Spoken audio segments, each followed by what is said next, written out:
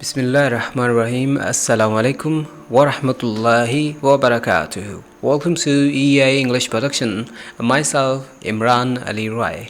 Today we are going to do the third character, Yeoman. Yeoman is the servant of this night. The yeoman is the man who is the yeoman. छोटा ज़िम्मेदार खिदमतगुज़ार किसका? Night का, जो मुख्तलिफ़ किस्म के फ़न को जानता था। For example wood craft, forester भी था, जंगल के हर रास्ते को अच्छी तरह से जानता था। और ये खिदमतगुज़ार के तौर पे नाइट का एक नौकर था जो उसकी खिदमत करता था। इसने मुख्तलिफ़ किस्म के कपड़े पहने हुए, जिसमें इसने हुड पहनी हुई ग्रीन कलर की। इसने नफासत से, इंतहाई नफासत से अपने पास जो एक खंजर रखा हुआ, तीर रखे हुए जो कि सजा हुआ था। फिर आप गौर करेंगे तो उन तीरों के पीछे जो दस्ता था खूबसूरत, उनके ऊपर मोरों के पर लगे हुए थे और वो इतनी मजबूती से एहतियातन बंधे थे कि अगर तीर को चला दिया जाए तो वो गिरते नहीं थे जब तक तीर गिरता नहीं था। लेडीज़ एंड जेंटलमैन, इस सबक के इख्तिताम पर एक छोटा सा स्लाइड सा टेस्ट दिया गया है, वो आप कमेंट में अटेम्प्ट कर सकते हैं। सो let's get started with line number 101 to 108. A yeoman had he, and a servant Namo. At that time for him let's write so. And he was clad in a coat and hood of green, a sheaf of peacock arrows bright and keen. Under his belt he bore full thriftily, well could he dress in tackle yeomanly. His arrows stopped not with feather low, and in his hand he bore a mighty bow. The word servant, नौकर, namo मतलब no more। हमारी pronunciation इन्हीं से ही rooted होती है। जब हम कहते हैं no more तो उसके बिहाइंड वर्ड होता है no more, तो आप no more इसको कह सकते हैं, no more। उसके पास उस वक्त सिर्फ यही खिदमत गुजार था, यही एक नौकर था। ऑलराइट, लिस्ट मतलब वो खुश था कि बस वो चाहता ही नहीं था और कोई उसके पास नौकर हो, सिर्फ एक को ही रखना पसंद करता था। एंड ही वॉज क्लैड, यानी वो ड्रेस था, he was dressed, clad dressed, ये सेकंड फॉर्म है ड्रेस की, यानी उसने पहना हुआ था इन अ कोट, एक jacket, and hood of green, एक हुड पहनी थी ग्रीन कलर के, जो गर्दन पोश होती है, जो ऐसी जैकेट जो टोपी के साथ मिली हो, और ग्रीन कलर की, hood of green. A sheaf of peacock arrows bright and keen. Sheaf, bundle, stack of peacock, मोरों के परों के, arrows, तीर, bright and keen, तेज़ और चमकदार। यानी उसके टोकरे में उसके पास बंडल था मोर के दस्ते वाले तेज़ चमकदार तीर। Under his belt he bore full thriftily. Under his belt उसने पटे के नीचे बड़ी फुली केयरफुली, यानी फुल थ्रिफ्टली, वेरी केयरफुली उसने इनको रखा हुआ था छुपा के।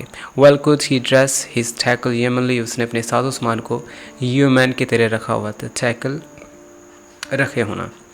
His arrows drop not with feather low, तीर चलाते वक्त ऐसे ना होता कि वो जो एरोस थे वो गिरें और उससे पहले वो पर गिर जाएं, यानी पर इतनी एहतियातन उसने बांधे हुए थे कि तीर चलने से पहले नहीं गिरते थे। फीदर लो, नीचे जो पर थे वो गिरते नहीं थे। एरो स्ट्रॉप्ड, जब तीर गिरता, नॉट विद फीदर लो, के वो तीर विदाउट परों के नहीं गिरता था, नॉट नहीं। And in his hand he bar a mighty बो, उसके हाथ में एक बहुत बड़ी तीर कमान थी। यहाँ पे लफ्ज़ बार का मतलब है कैरी, किसी चीज़ को ले जाना, साथ रखना, कैरी कह सकते हैं। यानी हम कह सकते हैं and he carried a mighty बो इन हिज हैंड, या फिर ही हैड, उसके पास था, अ माइटी बो, एक बहुत बड़ी तीर कमान। माइटी का मतलब होता है बहुत बड़ी। The next one is that line number 109 to 117, a not head had he, उसके सर के बाल अच्छी तरह कटे हुए थे, आप कह सकते हैं। विद अ ब्राउन विसेज, ये जो विसेज है इसका मतलब है कि भूरा रंग का जो फेस था, फेस को हम विसेज कह सकते हैं, शेप कह सकते हैं। Of woodcraft well could he all the usage of woodcraft well, वो अच्छा था वुड क्राफ्ट में, वुड क्राफ्ट लकड़ियों का टेक्निकल वर्क, उससे कुछ भी बनाना उसको आता था, यानी बढ़ई था। He all the usage, well could he all the usage, उनका इस्तेमाल अच्छी तरह से जानता भी था।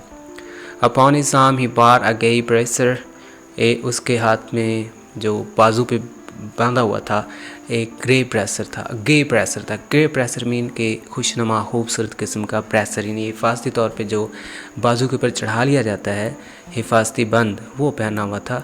जो जंगजू लोग होते हैं वो बाजू कट ना जाए उसकी खातिर लोहे का हिफाजती बंद पहनते हैं बाजू पर, जो कि गे था यानी कि खूबसूरत था। And by his side a sword and a buckler, उसकी एक तरफ side a sword and buckler, एक तरफ तलवार और ढाल रखी थी, सोर्ड और बॉकलर रखी थी। And on the other side a gay dagger, दूसरी तरफ एक खूबसूरत खंजर था, खुशनुमा खंजर था।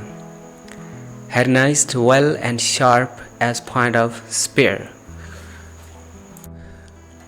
यहाँ पे ये लफ्ज़ गार्निश जिसको बोलते हैं सजा होना, अच्छी तरह से खूबसूरत था, सजाया गया, उसको इक्विप किया गया। Sharp edge point of spear, इतना तेज़ था, नेज़ी की तरह तेज़ किया हुआ था। A Christopher on his breast of silver sheen, उसके गले में सेंट क्रिस्टोफर की शुभा वाली चांदी का लॉकेट था। याद रखिएगा जो क्रिस्टोफर होता है वो उनको आफात और अबलियात से बचाता है, मुसीबत से छुटकारा दिलवाता है। इस वजह से उसने क्रिस्टोफर का लॉकेट पहना हुआ था जो कि चांदी का था। लॉकेट उसने पहना हुआ था, ब्रेस्ट पे लटक रहा था जो। एज हार्न ही बार, बार का मतलब फिर वही कह रहा हूँ कि उसके पास क्या था, एक हार्न था, उसके पास एक हार्न था। बार मीन लेके जाना साथ या पास होना। The bow trike was of green, जिसका जो बेल्ट था उसको बांधने वाला जो पटा होता है वो क्या था, वो सब्ज़ रंग का था उस हार्न का। A forester was he soothly I guess, सच में वो एक जंगली था, जंगल का बासी था मेरे अंदाजे के मुताबिक। शायर यहाँ पे अंदाज़ा दे रहा है, उसने जो उससे जजमेंट की वो क्या था, फॉरेस्टर था, उसको जंगल के रास्तों का अच्छी तरह से मालूम था।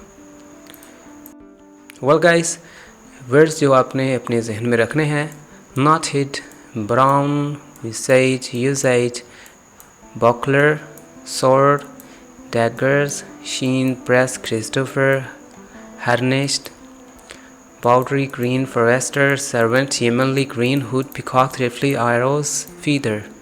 सब की मीनिंग आपको आने चाहिए, मीनिंग ना आए कम से कम आपको इनसे हम आशनाई होनी चाहिए, शनासाई होनी चाहिए आपको, ताकि एग्ज़ाम में जब इस तरह का पैराग्राफ आए आपको आसानी से उसका रेफरेंस देना है। तो अब बात होती है आपके एग्ज़ाम के बारे में मैं आपको बात करता चलूँ तो ये है हमारा paragraph number 1, stanza number 2, stanza number 3 and 4। इन चारों के आपने रेफरेंसेस लिखने हैं कि ये कहाँ से लिए गए हैं, सिर्फ एक एक लाइन में। Number 1 is equal to this lines have been taken from, number 2 this lines have been taken from, number 3 lines have been taken from, number 4 is equal to। alright, have a good time guys। the next thing that is the homework number 2, आपने अभी इसका भी बताना है, जिस तरह हम question हल करते हैं ना एग्जाम में।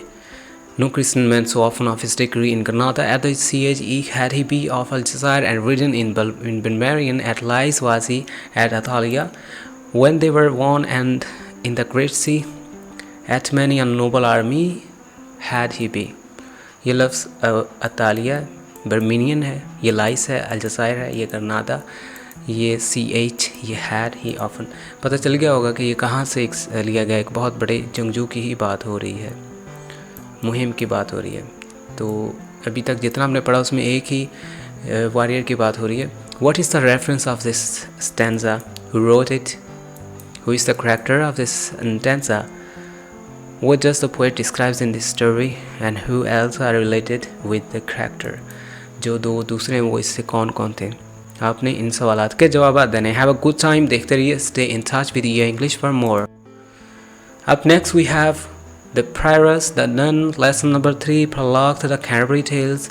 To download this book as a PDF, there is a link in the description or you can manually ask in the comments I can provide you, or you can log on to visit our website www.englishea.com. Have a good time. Carry Tales ends.